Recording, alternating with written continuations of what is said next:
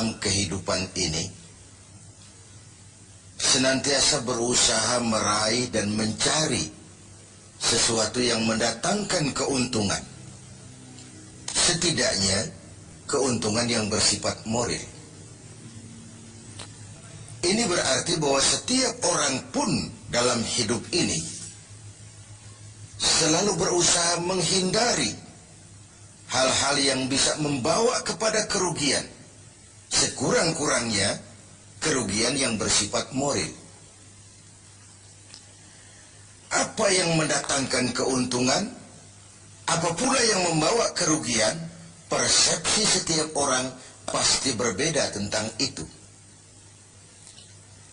Ada yang beranggapan dia akan beruntung kalau pangkatnya naik, jabatannya menjadi tinggi, hartanya bertambah, tanahnya makin luas, pabriknya makin besar, dan begitu seterusnya.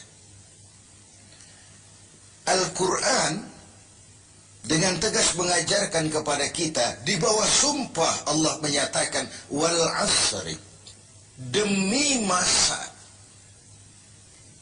innal insana lafi khusr, sesungguhnya manusia pasti berada di dalam kerugian. Sudah diawali dengan wawu lil qasam, sumpah, menggunakan dua huruf taukid, inna dan lamut taukid.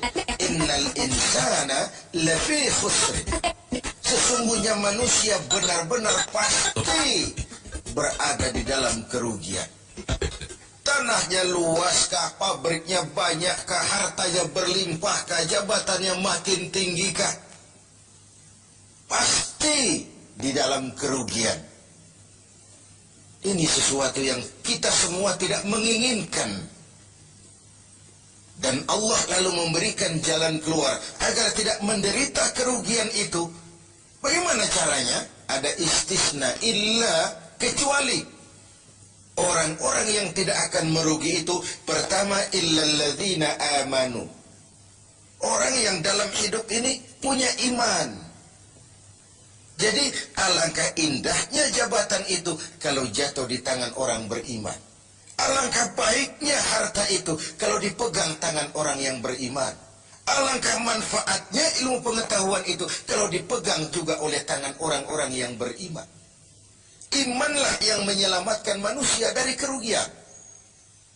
Ada ungkapan bahwa ilmu bikin hidup jadi mudah, seni bikin hidup jadi indah, dan iman bikin hidup jadi terarah.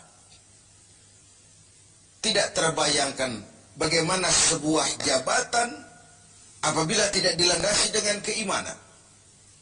Tidak terbayangkan bagaimana nasib harta benda kalau jatuh di tangan orang yang jauh dari iman. Karena itu untuk selamat dari kerugian, nilai imanlah adanya. Tanpa nilai iman, semua akan jadi fata morgana. Hal kedua yang menyelamatkan manusia dari kerugian adalah wa'amilus shalihat. Iman tadi dibuktikan dengan amal saleh. Sebab apa? Iman adalah generator.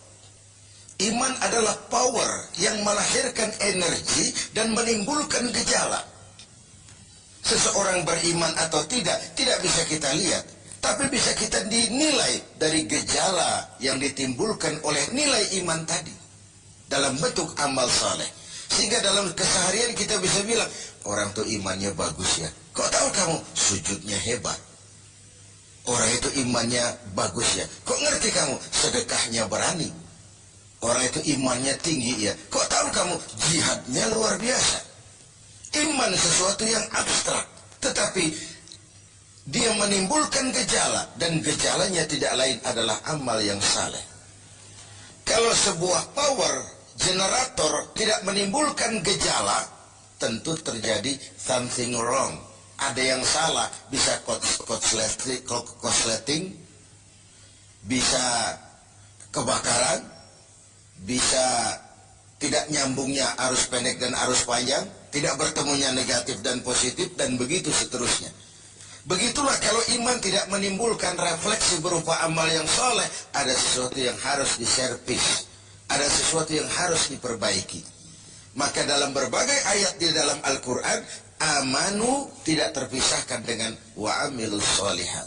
Iman, amal soleh. Iman, amal soleh. Sebagai pertanda, dua hal itu memang tidak bisa terpisah satu dengan yang lain.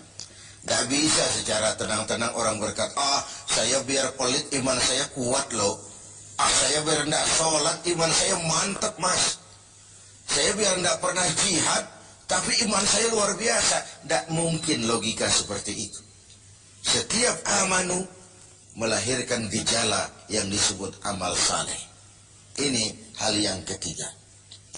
Yang keempat, setelah iman dan amal saleh, tawasaw bil haq, saling menasihati dalam kebenaran, bukan dalam kebatilan, bukan dalam kemunkaran. Setiap kita berkewajiban menegakkan yang ma'ruf, mencegah yang munkar sesuai dengan bidang dan kemampuan kita masing-masing. Orang yang selamat dari kerugian selalu nasihat menasihati dalam kebenaran, betapapun resikonya, betapapun kondisi masyarakatnya. Tegar, dan ini pernah diingatkan oleh Rasul, akan selalu ada di tengah umatku sekelompok orang yang tegak menyatakan kebenaran. Dia tidak takut risiko yang tumbuh karenanya. Sebagai yang diungkapkan oleh Napoleon, kalau ada 1000 penegak kebenaran, saya satu di antara yang 1000 itu. Kalau ada 100 orang yang menegakkan kebenaran, saya juga satu dari yang 100 itu. Kalau ada 10 orang yang menegakkan kebenaran, saya pun satu dari yang 10 itu. Kalau hanya 1 orang yang berjuang menegakkan kebenaran, sayalah yang satu itu. Walaupun besok langit akan runtuh, bumi akan bergulung, kebenaran tetaplah kebenaran. Orang yang tegar menghadapi kebenaran makin langka. Orang yang tidak larut di dalam memperjuangkan kebenaran semakin sedikit jumlahnya. Tapi kalau kebenaran tidak ditegakkan, keadilan tidak dinyatakan, maka kebatilanlah yang akan berkuasa. Sungguh pun demikian.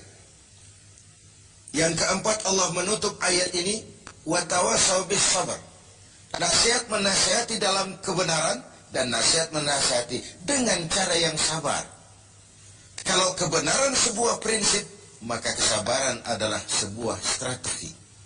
Jika kita benar, kita harus sabar. Kalau kita sabar, harus karena benar. Kebenaran tanpa kesabaran membuat kita mudah dipatahkan orang. Sebaliknya, kesabaran tanpa kebenaran membuat kita diinjak terus oleh yang lain. Kalau punya prinsip, harus punya strategi. Strategi digunakan untuk sebuah prinsip. Prinsip tanpa strategi, habis kita digusur orang. Strategi tanpa sebuah prinsip, habis kita diinjak terus oleh yang lain. Inilah Ramadan, di mana kita berusaha meraih keuntungan yang sebesar-besarnya. Setidaknya keuntungan yang bersifat moral, dengan melakukan pendekatan-pendekatan yang intensif kepada Allah, dengan memupuk keimanan, memperbanyak amal saleh, nasihat menasihati di dalam kebenaran, dan menasihati dengan cara yang sabar, sehingga terhindarlah kita dari kerugian. Setidaknya kerugian secara moral. Kalau kehilangan harta kita sangat merugi, bagaimana pula kalau kehilangan iman? Bagaimana pula kalau kita kehilangan amal soleh, menghadap Allah, tidak ada bekal yang kita bawa? Bagaimana pula kalau kita tidak ikut tegak menegakkan kebenaran, bahkan larut dalam kebatilan, berpangku tangan terhadap ketidakadilan? Kata Nabi, as-sakitu 'alal batil syaitanun akhras. Orang yang diam dari menghadapi kebatilan, tidak berani menyuarakan kebenaran, sama dengan setan gagu. Sekali lagi, orang yang tidak mau menyuarakan kebenaran dan diam menghadapi kebatilan, oleh Nabi dikatakan syaitanun akhras, sama dengan setan yang gagu. Berlindung kita kepada Allah, jangan masuk dalam kelompok yang seperti itu. Dari ayat surah yang pendek ini kita ambil beberapa catatan. Pertama, Intan paling mahal, mutiara paling berharga dalam hidup ini tidak lain adalah nilai-nilai iman. Biarkan zaman berubah, akidah jangan sampai goyah. Silahkan masa berganti, keyakinan jangan jadi mati. Karena iman kita hidup, untuk iman kita berjuang, dan dalam iman kita ingin kembali menghadap Allah. Yang kedua, buah daripada iman adalah amal soleh. Amal soleh, refleksi yang ditimbulkan oleh nilai-nilai keimanan. Bahkan diketahui iman seseorang dari amal soleh yang dikerjakannya. Yang satu merupakan fondasi, yang lain merupakan hasil buah dari fondasi yang kokoh itu tadi.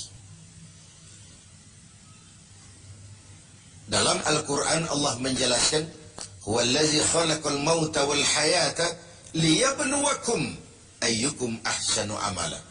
Dialah Allah yang telah menciptakan hidup, yang telah menciptakan mati bagi kamu sebagai ujian. Siapa di antara kamu yang paling banyak amal salehnya? Ada hidup dan mati sebagai batu ujian untuk mengetahui siapa yang terbanyak amal salehnya.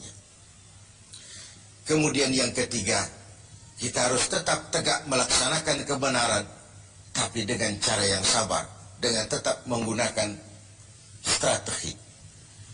Haqqun bila nizamin, yaghlibuhul batilu binizamin. Kebenaran tanpa strategi bisa dikalahkan oleh kebatilan yang memakai strategi. Kebenaran yang tidak terorganisir akan bisa dilumpuhkan oleh kebatilan yang terorganisir. Maka diperlukanlah semangat kebersamaan untuk menegakkan yang ma'ruf dan mencegah yang munkar bagi kemaslahatan kita sebagai umat dan juga sebagai